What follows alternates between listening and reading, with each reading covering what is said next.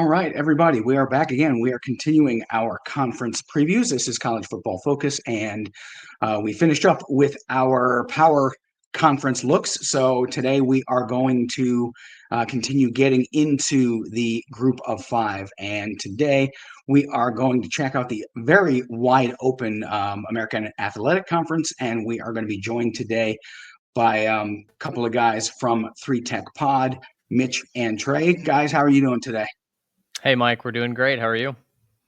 I am just 100% fine. And we're talking football, so what else could we really want, right? Absolutely. It's a great time to be talking ball. All the other sports other than baseball are obviously done, and so it feels like the rest of the sports world is kind of transitioning over towards college football preview season, reading the magazines, finding content like your YouTube videos, like our YouTube videos. It's a great time to be doing this.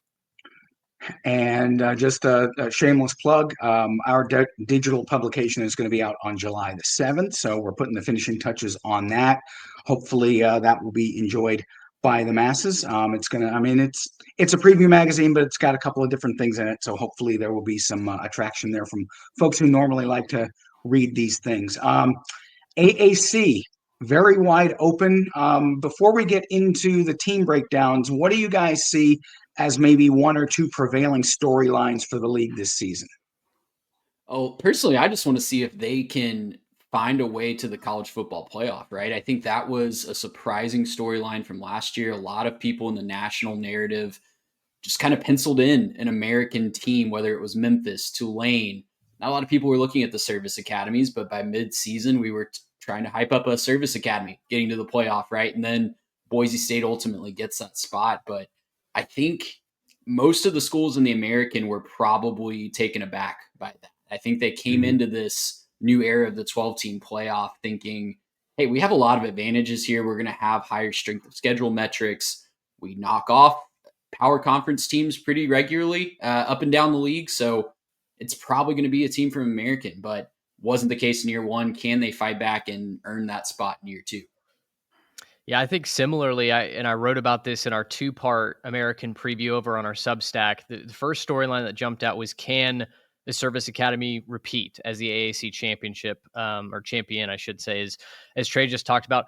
The other one is the dark horse storyline. I think a lot of people immediately think Tulane, they think Memphis, but UTSA underperformed last year. I look on paper and I really like what the Roadrunners have in San Antonio. And then I'm high on East Carolina. I think that the Pirates, if they can really put that together on defense this year, I trust John David Baker. And there's a lot of really fun offenses, I think, throughout the conference this year. So, like I said, I think a lot of people are going to be penciling in the Tulanes and Memphises or Navy, who looks very good on paper as well. But this conference is going to be dangerous week to week, and I'm all here for it. Yeah, it is. And certainly top to bottom. I mean, we know that there are some teams that are a little weaker, but even if you look at the scores from last year, those teams played a couple of the better teams within like a one-score game. So there's never any week that you can be comfortable in the American playing. You may think you've got like, oh, we're going to chalk this one up. It's easy. It's never easy. So I'm kind of intrigued by all of the coaching turnover. I mean, there's so many new coaches in the league this year. A couple of them were a surprise to me. Tim Alvin, who had been doing such good things at Ohio, went to Charlotte. Obviously, the Biff Poggi experiment did not work. And I do think that Alvin's a good coach. It's just it looked like he was really building something at Ohio, but he's in a fertile recruiting base along the Atlantic coast. And if you can hit there, you can get those guys in Virginia and North Carolina to come to your school. Those guys can play football and they could maybe come up in short order. And there's just a lot of guys. I mean, Blake Harrell, even at Rice. I mean, you've got just so many new coaches that I'm interested to see which one is going to have the best first year and who's going to be the best long-term hire. Because when I grade coaches, I kind of grade them long-term how I think they're going to do. I think a lot of people do immediate splash, but it's like, okay, well, you can have a great year one, but then fizzle out. I would rather have the long-term. So that's going to be kind of fascinating to me. So let's get into the teams. First, we will go with the defending champion. I think if you maybe go into a bar and ask people who won the American last year, I don't think you're going to get a lot of Army and a lot of undefeated. They went undefeated in league play. Jeff Monken, after having a down year the year before, really got it going again. Great defense. The offense was humming. I think there's going to be a little bit of a step back just because I think there are a lot of questions at quarterback, and they did lose some guys up front, although I really like Paolo Gennarelli and Brady Small. But in this kind of offense, if you don't have just a consistent, experienced quarterback, sometimes you can struggle. Yeah, and I think it's hard to expect Dwayne Coleman to fill the shoes of Bryson Daly, right? Coleman looked fine in that game against Air Force when he stepped in. He's also a fellow Texas native. They're going to have, a decent amount of veteran experience as the academies do when it comes to running the football. But you're right. I mean, Daly was such an X factor for the Black Knights last year. The fact that he finished as high in the Heisman race as he did, truly, I think, highlighted just how impressive of a job he did in Jeff Monken's offense. I think the defense is going to be fairly stout, but to your point, what does that Army offense do on a week in and week out basis to grind teams down and to continue to push the envelope? I don't know if maybe the league adjusts a little bit to what we saw from Army last year or not, but certainly hard to expect them to hit that ceiling that was hit last year without a legend in Bryson Daly. Yeah, I think it's definitely going to be a defensive led team this year, right? You look at the returning production, 67%.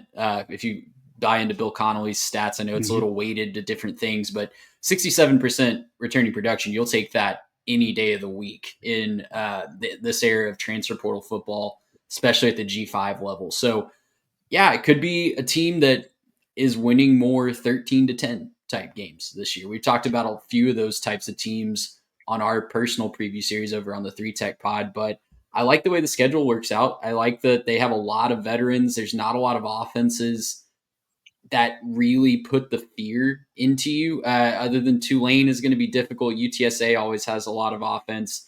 North Texas and East Carolina on the schedule as well, but certainly a lot of teams that you think that Army's defense could be the best unit on the field when they step onto that field. And to me, that means that they're looking for maybe even a little bit more than just getting to a bowl game this year. Yeah, I really like Andon Thomas at that linebacker. He's a stud, but I like their defense too. But I think one of the reasons their defense, no doubt about it, was good last year.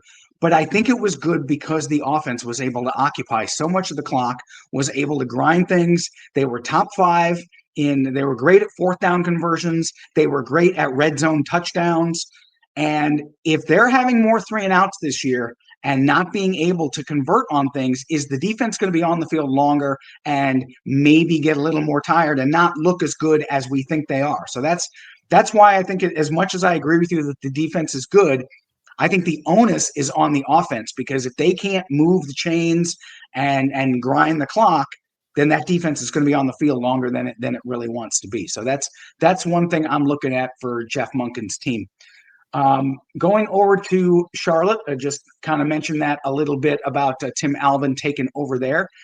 They won 5 games last season. They're another team that's kind of intriguing. You always wonder why they're not a little better than they are. They usually have a couple of guys who are all league types.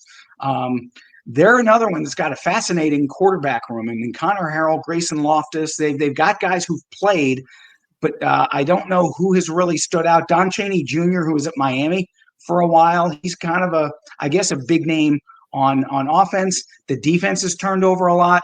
I think in year one, with so many transfer portal guys, I think that if they can equal last year's wins and just show maybe a little bit of a culture change and show that they're going the right direction, that'll be a positive for Tim Alvin. Yeah, the schedule is brutal for Charlotte as well.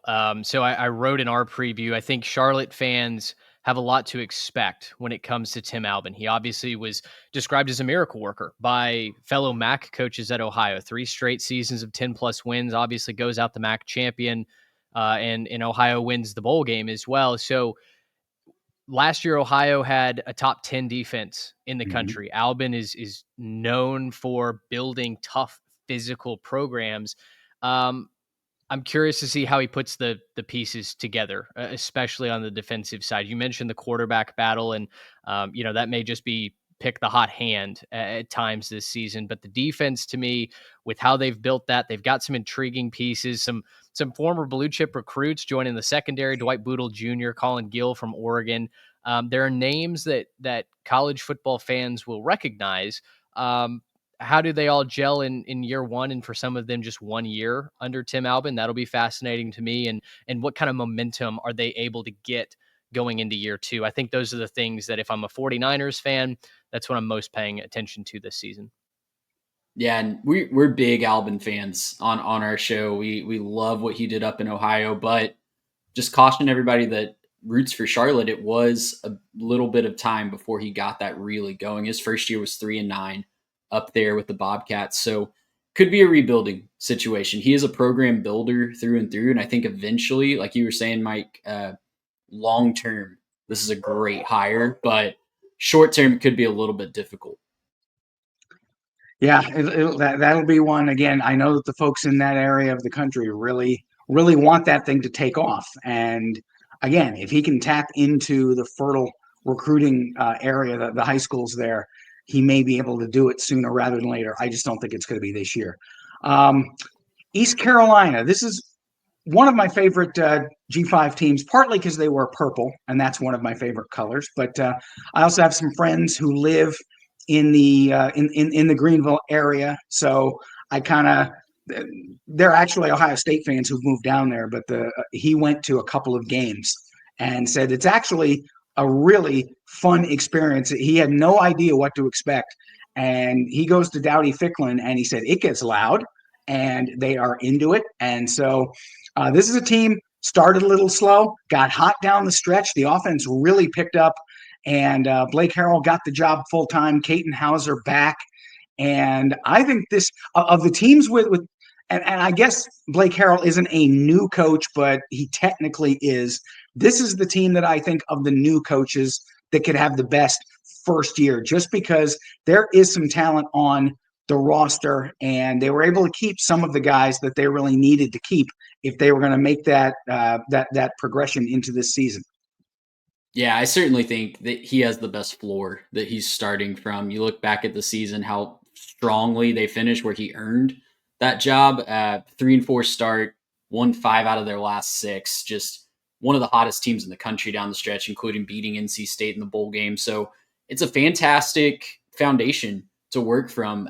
The receiving core is going to be really interesting to me. They did lose Chase Soule to Iowa State. I think that's going to be a great pickup for the Cyclones, but getting a couple of awesome transfers from the Power 5 level in Petaway from Oklahoma, Tyler Johnson from Penn State coming over. So there's certainly going to be a lot of talent for Hauser to work with. So I think the continuity here can't be understated. They're not starting from a year zero situation like maybe a Tim Albin might have to with all the turnover. This is a team that can really go from the word go this year, and maybe even from week one with that really interesting matchup against NC State.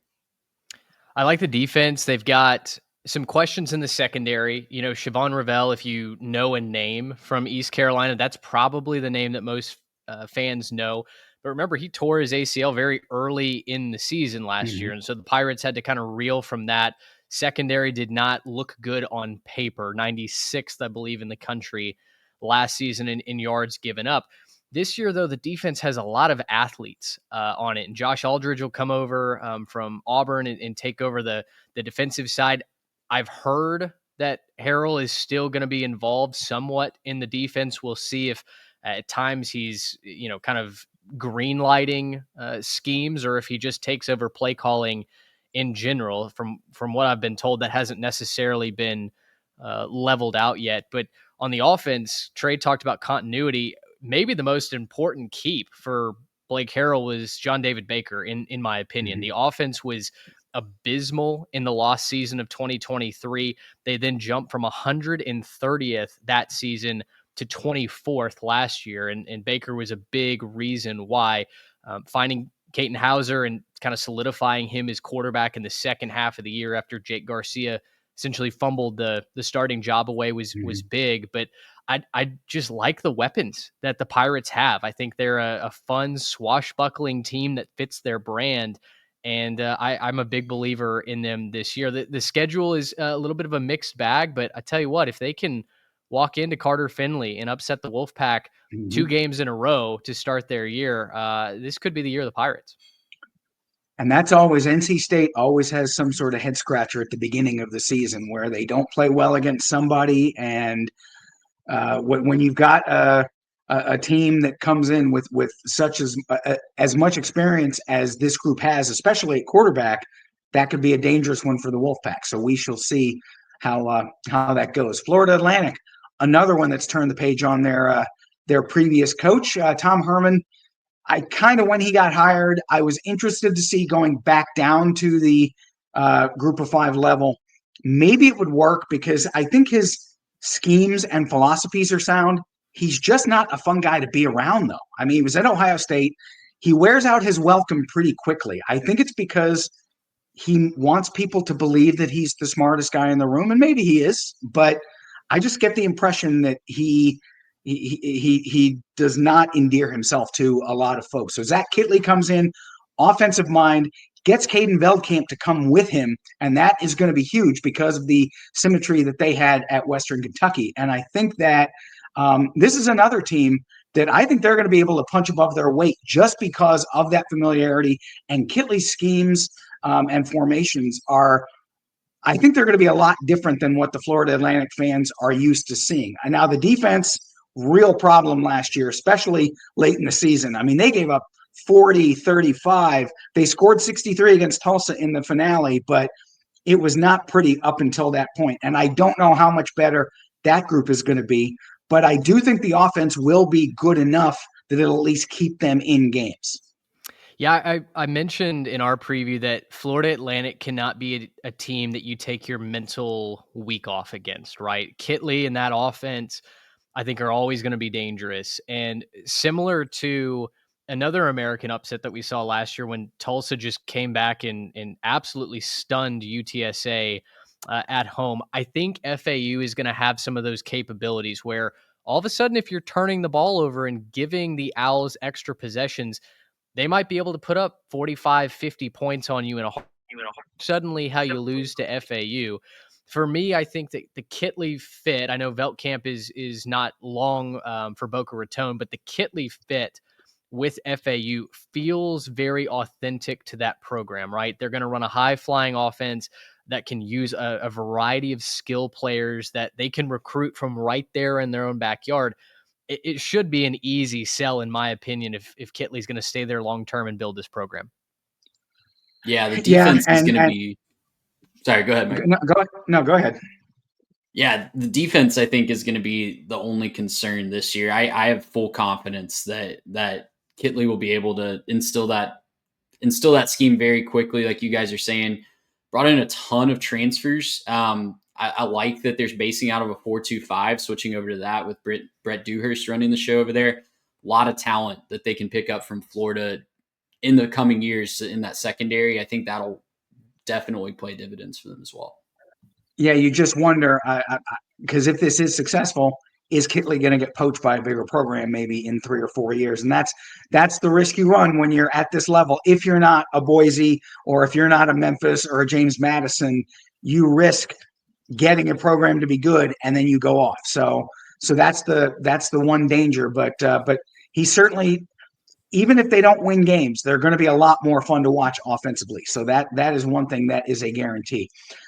Team that's always in it. Memphis is consistently up near the top, and they have done well since Mike Norvell left. Ryan Silverfield the program really has not dipped that much. Now they have really gone hard into the transfer portal this season. They got Brendan Lewis to come over from Nevada.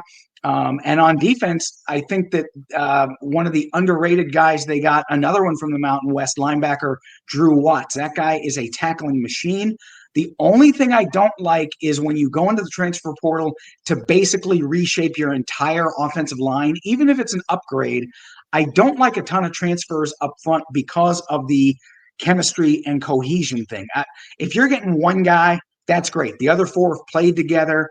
But when you've got wholesale transfers up front, that worries me a little bit because you've got limited time in spring and you've got like 15 practices and then boom, games are happening and you may not be all on the same page here. And if your offensive line is not good, I think that you're going to struggle. But the talent has stayed where it was. They lost Elijah Herring, but I think that they are one of the teams that I think a lot of people are going to look at to be right in championship contention. Yeah, they're one of my favorites for sure. I'm right there with you with the offensive line. That's the biggest question mark to me, the continuity and the transition there. It's going to be something they have to work out, and they're going to have to figure it out relatively quickly with a winnable game, I would say, at home against Arkansas week 4 this year. Figuring that out quickly is going to be key. Getting them in sync with a new quarterback is certainly going to be key as well. You mentioned Brendan Lewis coming over from Nevada. They also signed A.J. Hill, a 4-star quarterback, the only blue chip quarterback to sign with a G5 team during the early signing period. So it's a program that feels like they're positioned to be in that top tier of the G5. You talk about the money that they have coming into the program, the support that they're getting from people like FedEx, right? All the off the field stuff is certainly trending upward for Memphis. And if they can keep the offense humming with all that transition, and they can find a way to improve the defense a little bit to be more consistent and pick up the slack for the offense when it might not be there at times this year, they're going to be right there in that championship conversation. Yeah, the good news is the defense can't be much worse than it was at times last year, right? 119th nationally in surrendering passing yards. And so they went entirely to the portal to refit that room. They have 10 new projected starters on defense, which is becoming very commonplace in today's college football. But it does give me some Florida State vibes, right? When you go to the portal for as many positions as Memphis has had to do. But I like some of the names. Amarian Cooper from Florida State, Miles Pollard from Michigan, Joey Hunter from Akron. They go out and get safeties from Michigan State. Kamari Wilson comes over from Arizona State. And then they get Sam Brunfield from Virginia Tech to play linebacker. So it feels like, certainly at the G5 level, like maybe this collection of very talented players, if they all decide to level up their play, they could turn into one of the best defenses in the conference. It's just we haven't necessarily seen that the last couple of years from the Tigers, and now they're replacing Seth Hennigan at quarterback. It is a lot of questions for me at Memphis. Not saying I don't believe in them, but it's a lot of questions for Ryan Silverfield. It is, and you talked a little bit about vibe, about they're going to be one of the top G5. They remind me a little bit of their trajectory and where they're located of SMU when SMU was in this league, because Memphis is kind of a big city. They've got a thing, FedEx, there that can be the hub of their NIL. There's good high school ball played in that. Tennessee, Kentucky, they branch out a little bit, and they do bring people from Florida. So it reminds me a little bit, maybe not quite to the level that SMU is, but they have kind of an SMU feel to their program, the way that they operate, just on, like, especially off the field with all the opportunities that are there. So, but I'm with you. This is going to be a team that will be contending, whether or not they are good enough because of some of those questions on defense. Only time will tell, but they're always one of the teams to beat. Navy, they are the other service academy, and they were the one who I think surprised a lot of people last year. Before I talk about Navy, have an interesting story. Blake Horvath's dad used to work in the same building with me when I was a full-time newspaper guy. He worked at a ticket broker agency, and we would always kind of like he liked the Steelers, I liked the Cowboys, so we'd kind of go back and forth a lot. But I met Blake when he was like maybe 14. His dad brought him to the building one day, and he was a little bit skinny, but he looked real athletic. And little did I know that 7 or 8 years later, he would be a potential Heisman candidate and leading the Navy midshipmen to one of their best seasons in recent memory. So he's back this year. I know he got banged up a little bit and missed a game last season, but Navy certainly seems like they are trending in the right direction. People were wondering what was going to happen when Ken Niumatalolo left and Brian Newberry came on. And the first year wasn't great, but what an explosion. And they are a team that I think that they can keep it going, because as long as Horvath is healthy, Alec Texa is another guy who Horvath gets a lot of the headlines, but Texa does the dirty work. He might be the hardest guy in the league to bring down when he's got the ball. I mean, he's got the low center of gravity. He runs with an attitude. So Navy is one that I really, really like. The schedule is not terrible. And I think that they're a team that if I think they're the better service academy team this year, but I also think that they could be a team that if someone gets hot, they could be a team that flirts with that group of 5 berth. Although I guess I don't know if there are enough heavy hitters in the non-conference portion of the schedule. They won't get like Boise plays Notre Dame and Tulane plays SEC. But I think if Navy was to win 11 games, they'd at least be in the mix. Yeah, I think they'd have to run the table with Notre Dame being their likely loss in that scenario, right? I think I'm high on the midshipmen as well. In the best possible way, I think Navy reminds me of Army from last year, right? You have enough of your playmakers peaking at the right time. It's obviously a veteran-led unit. It feels like the cohesion is there. They're 34th in returning production per Bill Connolly. And yes, they replace some of the stalwarts on defense, right? Colin Ramos is not there at linebacker. Kyle Jacob is gone. Deshaun Peel is in the NFL at cornerback, but they still have enough depth. And I think guys that are ready to step up. And, the defense at times last year was a whole lot of fun to watch. And then you throw in what Horvath and that offense did, combined with I'm not going to say a weak schedule, but they miss Tulane. I believe they miss East Carolina as well. So there's a couple players on the AAC chessboard for me that they dodged this year. I really like Navy. Yeah, and their Army game, of course, is not counting as a conference game. So that's another benefit in their schedule. So, yeah, I think it's really going to come down to, can the defense be a little bit more consistent? Just like I was talking about with Army, you had some lapses last year, right? You had some games where they just got out athleted some points. They gave up some big numbers to some of the better offenses in the league. If they can shore that up, if they can really get after the passer a little bit more effectively, I think they're in for a really good year. Landon Robinson and Griffin Willis are guys that I'm looking at to maybe step up into that role and help the whole defense as a whole out by getting to the passer a little bit quicker. Yeah, I love Landon Robinson. I've got him in our magazine. We're going to have top 20 player rankings, and Landon Robinson is squarely there among the defensive interior guys. He's a guy who I really like, and I really wish that if Jacob Busick had stuck around, what a tandem they would have been, because that would have been Busick on the outside and Robinson. That would have been something for people to really contend with. So it seems like we all like Navy. North Texas, kind of the way that their season unfolded, the antithesis to East Carolina. They started well and then just really went downhill. Talk about a team that couldn't stop anybody on defense. I think there was a 52, a 48, a 40.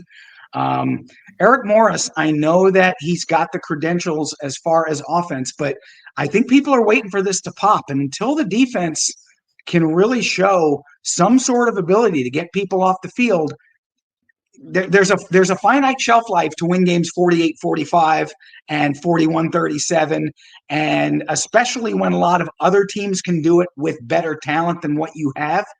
I think that he's got to really do something with that defense, because there are some pieces on offense. Reese Poffenbarger, well-traveled guy, big guy, but he has shown in moments that he's got an arm and he can put the ball where he needs to put it. So I don't doubt that the offense is going to be good, but just how much is the defense going to improve is going to determine how well North Texas does.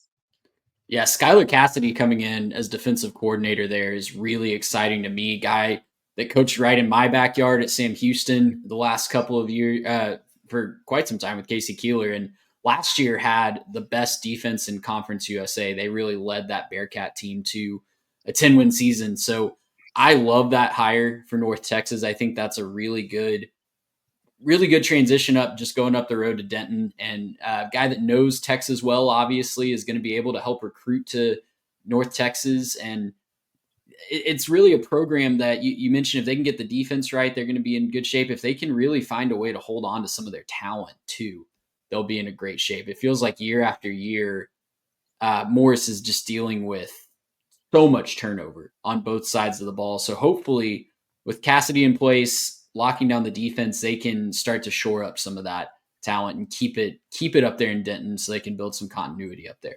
Yeah, especially at the skill positions, right? It's been kind of a turnstile. Is quarterback, wide receiver, running back performs well, they get a nice NIL offer, and they're gone from Denton, right? Drew Mestamaker, who popped and nearly won North Texas their bowl game. I don't think he's going to let Poffenbarger just walk away with the job at quarterback. So I'm curious to see if Reese can nail that down in fall camp, or maybe if we see that battle drag into the season just a little bit. Trey talked about Skylar Cassidy. I think that is going to be a massive X factor for UNT. Just being able to stop a nosebleed this year would be huge to their chances to win. And then I like the focus that they put in the trenches during this offseason. They may not be flashy names. There are some junior college guys, some small school guys coming, but it was very clear that Morris knew they needed to control the line of scrimmage on offense, be able to continue to run the football, and then defensively, you just have to stop an opposing offense from getting those third and mediums, those third and shorts. North Texas could not get off the field except by letting the opponent cross the goal line last year. If they can improve that, I think UNT is going to be a whole lot of fun to watch on both sides, not just when they're on offense. Yeah, and I mean, it's the buzzword of the AAC. I think they should try to put fun into their motto somewhere, because if folks are watching this league and not getting excited, then they don't like football. Rice, another one with a new coach, Scott Abel, and he's got a bit of a odd resume for a college football coach. Baseball by trade, he was a baseball player, and I'm interested. I see that sometimes, like basketball coaches may have not ever really played basketball, but they can figure it out. I mean, Mike Leach was a guy. I mean, you find this every so often, that it's a weird path that they take to getting to coaching. Now he's going into a situation. Rice was a team that was decimated by graduation and by portal. I mean, Dean Connors was probably their best player, and he was gone. Quarterback, they have very few snaps on hand. Drew DeValier is probably the guy, and they've got some guys. AJ Padgett has played in spots before, but they didn't. I just nothing on this team really pops. But I'm just really interested to see how the coaching meshes with all this stuff, and what he does in such. I mean, right in Houston, right in Texas. Now they've got their academic requirements that sometimes limit the type of guys they can get in, but Rice has been good not that long ago, where they were a pretty competitive team, went to a bowl game, so it can be done. I'm very interested to watch. I just think this year is going to be a little bit rough. I agree. They're another one of those teams that I think the wins and losses at the end of the year will not tell the full story, right? And so if you are a Rice fan, I think first and foremost, you're looking to see what the offensive identity of this Dallas team is going to be, right? Abel has, you mentioned a unique coaching history, comes over from Davidson, where he's used to working with big time restrictions, right? No football scholarships available there. He's going to run the shotgun option. It's probably going to be quirky as all get out. And yet I can't wait to see what they unveil. We interviewed Carter Yates from Dave Campbell's Texas Football on our show a couple of weeks ago. He's enamored with this program. He got to go write their preview for the magazine. And if Carter is very excited after being on site and seeing the bones and the X's and O's, I've got a lot of reason to be excited as well. So I think it's going to be an entertaining year nonetheless. Yeah, and long term, Rice really needs that quirky identity, I think, because with the academic requirements, with just the natural order and pecking order of recruits in Texas, they're not going to be battling for those blue chip guys, right? They could play right across town at Houston and play in a power conference stadium if they're looking for a smaller school. So they need quirky. They need something that's unique to their program. And I'm really interested to see where this goes because you're right. They have been very good in the not too recent past. Yeah, and again, if you're in Texas, if you're in Florida, and you're in a fertile recruiting area, it can get done. You can find ways to get it going. So South Florida, this is another team. Big expectations last year with Alex Golish. Byron Brown getting hurt, I think, kind of knocked things off kilter. He is healthy this year. They've gotten Cartevious Norton to come over from Charlotte in the backfield. But really, I know that Alex is an offensive guy, but you look at this defense, every level has a difference maker to me, especially that secondary. I mean, Ben Knox, Tevin Ward, these guys, that secondary is probably, and this may be a bold statement, they could flirt with being a top 20 secondary in the country. I just think there's a lot of talent there. And they're aggressive. They know how to play the football. And if Brown is anything like he was in 2023, then I think that this is a team 7-6 would be a huge disappointment. I think they're looking at 8, 9, maybe even 10 games. Early schedule is grueling, but if they come out of that with any kind of confidence, then it could be Katie bar the door. Yeah, this does feel like the year, right? This does feel like a very big buy low, buy the bounce back opportunity. You mentioned Byron Brown's injury last year, really setting things back. And I think it's going to be, they bring in Cody Burns on the offensive side of the ball too. He's coming over from the Saints where he was coaching wide receivers. But I think that they're going to be improved on that side of the ball as well. How could they not be with as long as Brown stays healthy? So bringing in some really interesting pieces and Chaz Nimrod from Tennessee and Medea Rubin from Stanford. I like the wide receiver room that he has to throw to. I like all the pieces on this team. It's just whether or not they can actually put it together for a run and stay healthy this year in my mind. Yeah, Mike, you talked about the defense, the potential there. Certainly can't be much worse. Another one of those teams that just severely underperformed expectations, 128th in the country in pass defense. They gave up almost 30 points a game. So without Byron Brown, the offense was just tasked with, trying to keep up in most of those games. The storyline for me is how do they weather that schedule? Boise State, at Florida, at Miami, in conference play. They're at North Texas. They're at Memphis. They get UTSA. They're at Navy.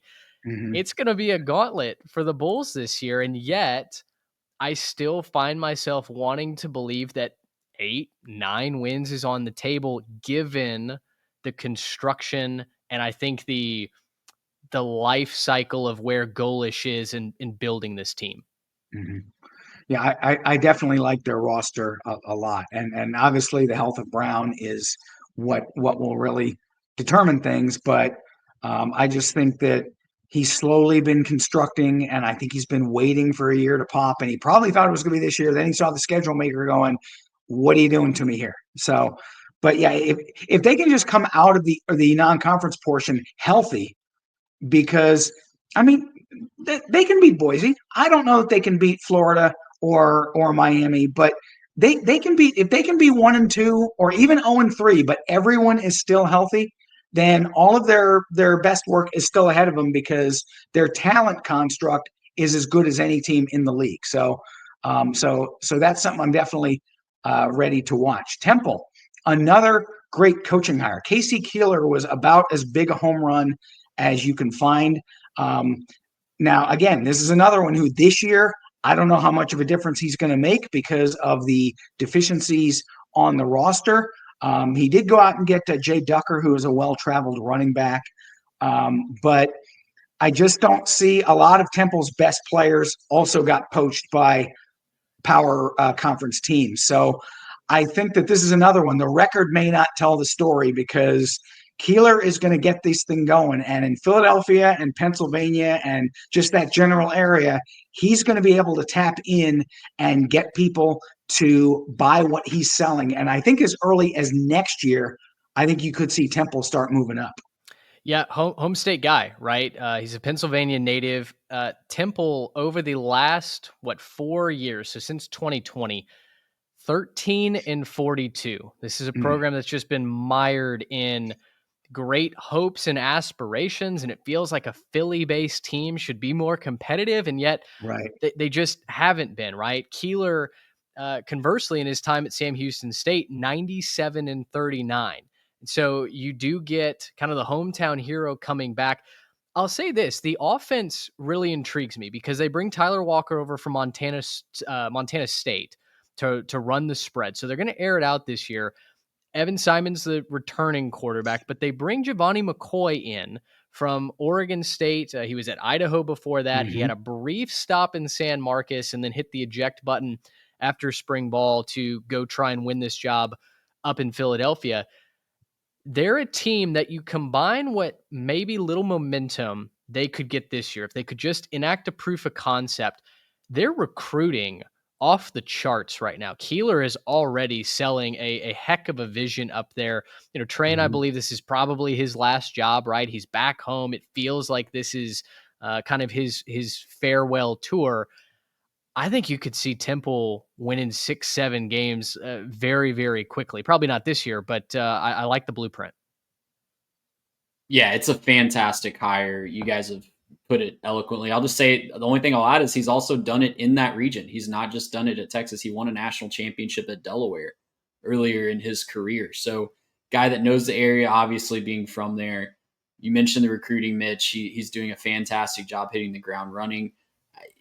We're going to see improvement this year. And I think there's actually going to be some hope for those fans in Philadelphia for the first time in quite some time because they're actually going to be able to see marked improvement on the field. Yeah, and for those long-suffering Temple fans, I think that it's hope is there, and it'll be here sooner rather than later. I just don't think it's going to be this year, at least in the win-loss column. But you'll probably be able to tell that they're just a better football team than they have been. Tulane, they had it all kind of in front of them, and just kind of fizzled out at the end, losing their last three. Did not play smooth, had problems on offense. And this is going to be a really interesting year, I think, for John Sumrall. Someone's going to be a new quarterback, Caden Samanza, Donovan Leary. They brought in a little more depth, I think, at receiver. Santana Hopper is a guy I really like on defense.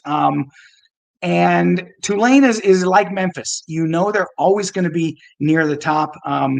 They're just fixtures in the championship game. They've only won one of them in the last 3 years, but they're fixtures anyway. They are not afraid to play the big boys, and they're going to do that again this season.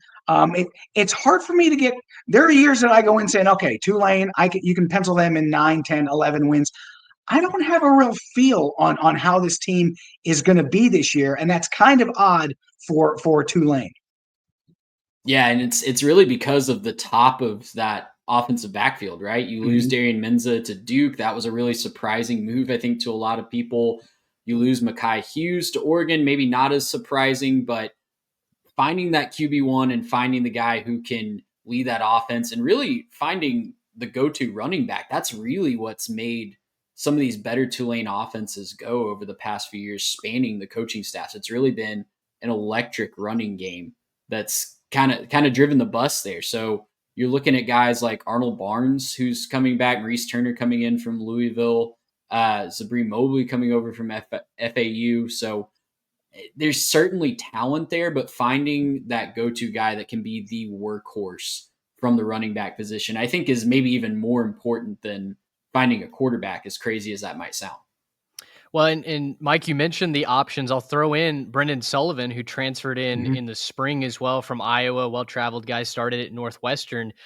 You talk to folks at Tulane, and it really seems like it might be a pretty even battle going into fall camp. Samanza has production from Ball State, 25 touchdowns, 10 interceptions last year. Donovan Leary, I think just a handful of snaps, and then kind of the veteran of the group now in Sullivan. So I'm curious to see who wins that battle. The offensive line should be a real strength of theirs. They have Derek Graham, who transferred from Troy to Texas A&M and then back to Tulane, where he became an all AAC performer. They've got Hurst at left guard. Jordan Hall transfers in from Liberty. He'll play right tackle. And then they get Jack Holofield coming in from App State, who will play at center. So, on paper, it looks like we're plugging and playing, and that can certainly be dangerous. Just ask the Oklahoma Sooners from last season. Yeah. But there's certainly talented names, right, that you could see gel very, very quickly. I need to see what the identity of this team is going to be, similar to what Right. Trey is saying, right? They could hand it to Mekhi Hughes, and he was going to get you 1,400 yards over the course of a year. That's gone now. So what does Tulane look like? What's their staple when they have to have a first down late in this year? I think that's what I'm watching from the Green Wave. Yeah, definitely. It's not going to be your average run of the mill Tulane team. There are going to be some differences. Tulsa, Trey Lamb is taking over a program that I guess to say that they played poorly is probably a little generous. Basically, their two wins, they won by a point and they won by 3 points other than their opener. So they were literally 5 points away from being a one-win team. I guess if there's a silver lining, Kirk Francis showed some things at quarterback. They did bring in some power receivers in Mekhi Miller and Micah Tease, guys who have played in the SEC. So the talent level is certainly upgrading. This is another one that year one, with his offensive background, he's going to have to come up with something that is going to throw people kind of on, oh, I didn't expect that. And it's got to be something that is going to wow folks because they're going to be at a talent deficit almost every single week.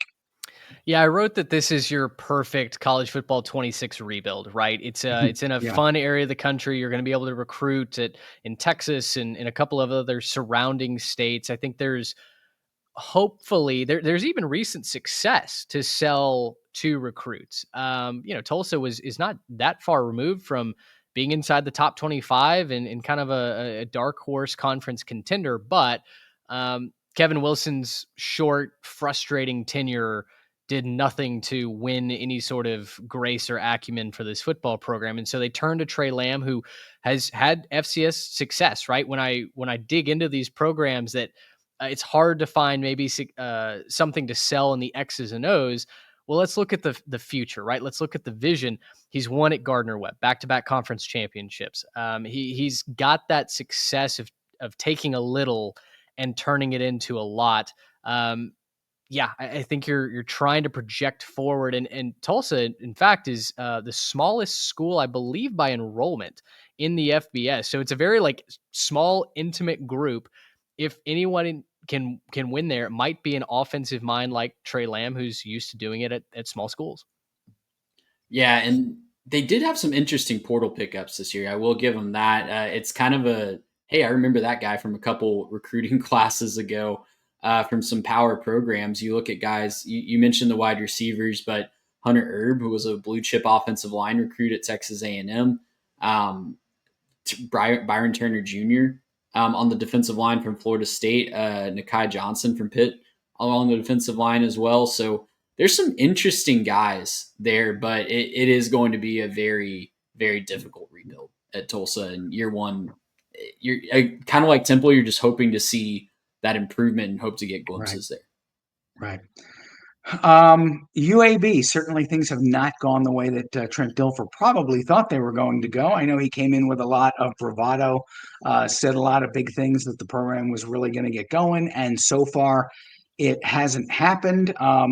I do know that they have completely remade the defense, which is probably a good thing given, they gave up 70 last year. So that was not a good side of the football, and it was just 50 here, 60 there, and the offense wasn't really keeping up. This is one you kind of know what you're going to get, but I look at the roster, and offensively anyway, I don't know that they've really gotten all that much better. The defense, like I said, the defense is going to have to be better almost by default, but is this offense going to be good enough to carry its portion of the freight as the defense does kind of evolve and get better? That's my big question with UAB. Yeah, you look at this program, it's kind of funny because you see just NFL ties everywhere. They're bringing in a bunch of NFL guys with NFL experience to coach the defense. You look at Jalen Kitna. Looks like he's going to start at the quarterback position this year after they lose Jacob Zeno to the transfer portal. He got some experience last year, threw quite a few interceptions, but looks to be the guy there. They've got a nice wide receiver in Corey Milner coming back. But yeah, it's going to be something. It's a unit that's certainly regressed the last couple of years. And if Dilfer is going to be long for that job, it certainly needs to return to form very quickly. It stinks to see what this program has fallen into, the state of disarray that it's in after Bill Clark literally raised it from the dead, right? And it was a proud little program. I like Birmingham. I've been there several times. It's the stadium is right there, kind of just off downtown. You walk through neighborhoods and suddenly you're on UAB's campus. Like, it's a charming little school, and to have the history that it has, to have the reputation for punching above its weight, and then, to be honest, to turn it over to the clown that Trent Dilfer has been since arriving at UAB, it makes me very, very unhappy. So, to be honest, I don't root against programs, and I'm not rooting against UAB. I'm rooting against Trent Dilfer. I want somebody else in and taking over. I think the defense will be improved. I mean, gosh, they lost by over 22 points a game on average last year. So you're right. It can't be worse than that. But if this needs to be kind of the trial by fire again, where we have another painful year to clean house and have that excuse to fire with cause, then I'm all for it, because I'm such a big fan of what UAB was, and I think what they can be in that recruiting hotbed. But anybody else other than Trent Dilfer. Yeah, I was a huge Bill Clark guy too, and he was always like that. You'd see the end of the season, they'd win 8 or 9 games, and then the NFL draft, you'd see 2 or 3 guys getting drafted. It's like, how are they doing this at UAB? I mean, Alabama is not the most fertile area. I know he goes into Florida, but it's like, yeah, it is just completely slipped down the mountain, and we shall see if this is maybe the final chapter in the Trent Dilfer era. If things don't get going, it probably will be. And then, last but not least, UTSA, Jeff Traylor, another coach who's consistently had his team in the mix. They probably got affected, at least offensively, as little as any of the high-profile programs. I mean, Owen McCown's back. DeCorian Clark comes back. Their offensive line is pretty much intact. You don't normally see that with a high-performing offense like this, that they don't get more guys poached. They did go out and throw in some pieces in the portal on defense, which they did have some inconsistencies with, I guess is the best way to put it, last year. But I think last year was a little bit of a hiccup, and I expect a kind of an ascension back to where they usually are, closer to the top of the league than the middle. And I think that UTSA is a team that maybe gets lost in the shuffle, but people would be wise to pay attention to the Roadrunners. I think that is as good as you could have worded that, because the shine seems to have come off of UTSA from last year, right? You talk to program insiders a year ago and they go, we've never seen a defensive depth chart like we're seeing in San Antonio ever before, right? Younger program, understandably, but normally in a 2 deep, you'd be looking at walk-ons here, walk-ons there, right? Small school transfers, just trying to fill out a 2 deep. Last year, you looked at the roster and you went, you know what? They're deep. And then to have the struggles that they did, I think it caught everybody by surprise. Yeah. This year, if there was any program to buy some stock in the offseason, I really like UTSA as a part of that group. You mentioned the offense, the production coming back, the defense, they had to retool. There's one returning starter from a season ago, but the guys that they went out and got, transfers from Oregon, from Baylor, from TCU, they got some really nice talent. Cameron Upshaw from Memphis, KK Meyer from Nevada in the secondary. There are playmakers in San Antonio. And so I think UTSA is absolutely a contender for the AAC title this year. And I think Jeff Traylor is going to get his moment in the sun once again. Yeah, the only thing I'll add is the other thing that makes them a really awesome choice to make the title game is the schedule feels a little bit more manageable this year as well.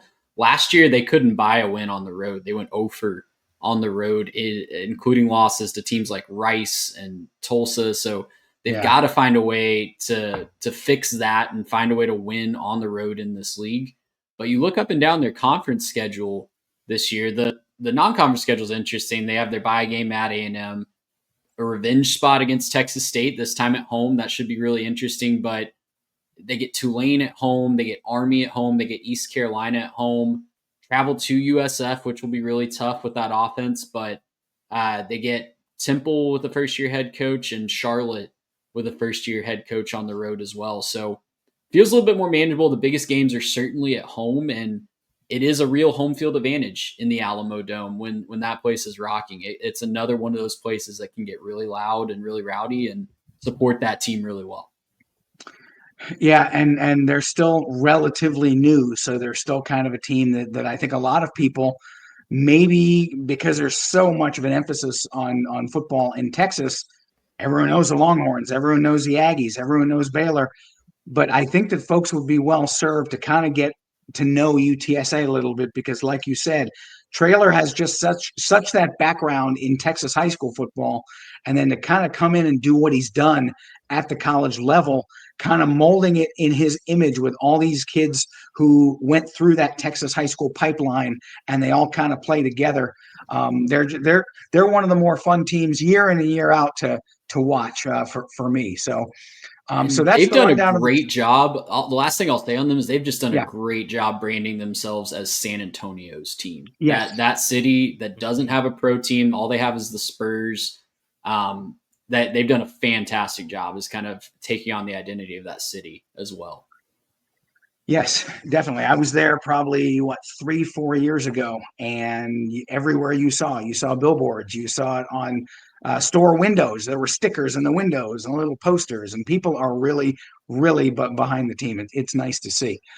So now we're going to move on to true false. That's pretty self-explanatory. These are 5 what I think are fairly easy questions to answer true and false. If you want to just say true false, that's fine. If you want to extrapolate on why you gave that answer, that's perfectly fine too. Question number 1. Of the teams with new coaches in 2025, East Carolina will be the best this year. I think that's true for me. I feel really confident in what ECU has on both sides of the ball. Plus, I believe, unless I'm just making a fool of myself, I believe they're going to have the best athletes of any first-year head coach in the league. Yeah, absolutely true for me. I think we talked about it earlier, but just the starting point that they are getting to start from is so much better than all the other new coaches in this league. The one that might give them a run for their money just from the offensive standpoint is Florida Atlantic, but I think East Carolina holds that down. I would tend to agree. Question 2. Tulane will continue its run and make a 4th straight appearance in the league championship game. False. I'll jump in and say false. Not to spoil the picks, but I think there's just too much turnover this year. Oh. Yeah, and again, that whole thing about identity and not really knowing what you're going to get with them. Normally, it would be like clockwork. You'd say, okay, we know what to expect from Tulane. We don't know this year, and I think that for a program that's that proud, I think that could be a little bit of an issue. Third one, this is definitely a make or break season for Trent Dilfer. Ooh, true. Absolutely true. Yeah, true. He might be gone mid-season, to be quite honest. Yeah, I don't think 6-6. I think he has to be above 6 games to save his job. I don't know that 500. I know that would get him to a bowl game, but given what they've done how bad it's been these last couple of seasons, I think that they're going to have to do a pretty massive jump to maybe save his job. But I don't know. There's some administrators who don't like the specter of firing somebody and all that stuff. So we'll see. I've long said I would not want to be an athletic director for all the money in the world with all of these decisions that have to be made. So Well, Mike, I look at their schedule. To be honest, I don't know how they get to 5 wins. I think with the questions that we have, 4 and Yeah. 8 is kind of what I have. So like I said, if he survives to the final week of the year, quite honestly, I'll be surprised. Talk about new coaches. Rice, Florida Atlantic, and Temple all currently have better odds to win the conference according to FanDuel. So take that for what you will. That tells you all you need to know. Top to bottom, South Florida has the most talented roster in the league. I'm going to say false to that. I think it's close. I won't spoil my AAC pick, but there's another team that I'm going to give the edge to. I'll say true from a true talent standpoint. Maybe not. The math might not play that out. When they put out the talent composite rankings, right before the season, the math might not actually play that out from a recruiting ranking standpoint.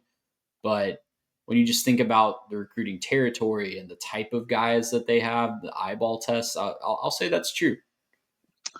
All right. And last but not least, Blake Horvath is the best G5 candidate for the Heisman Trophy this season.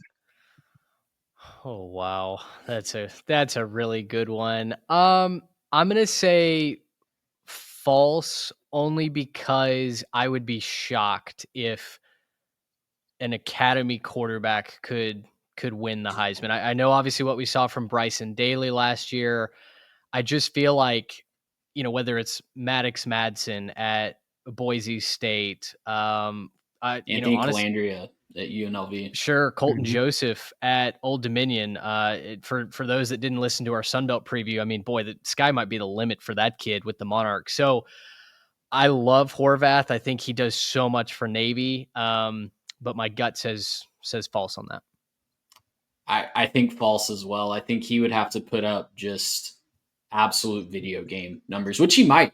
That's certainly within the realm of possibilities, but I think the combination of that and needing just a little bit more publicity and hype, we kind of already had the Ashton Genty hype going into last year. We already knew as a college football country who Ashton Genty was going into 2024, and that kind of helped launch his Heisman campaign and ultimately got him the runner-up spot. But I'm not sure he has that notoriety quite yet. Right. Well, I do think when someone's from the service academies, though, that plays to a lot of the casual fans. They love Army, absolutely. They love Navy, they love Air Force. And if he was to do something, maybe they lose to Notre Dame in a close game, but he just has an off-the-charts game, then he's right in the middle of everything. So, and I think that you're right. Genty sort of set the template, and you sort of see what someone would have to do. He put up all-time numbers. I mean, challenging Barry Sanders, and that's kind of what you probably have to do at the G5 level. But it would be nice to see. And if Navy has a kind of season that people think, he at least will be on those top 10 lists that ESPN puts out every week, albeit probably in the 8, 9, or 10 spot. Now we go to the part that everyone waits for, the 1 hour and 3 minutes of Drek to get to this part. Title game picks. This is one where just about any year you could throw darts at a board and probably have a pretty decent chance at picking something.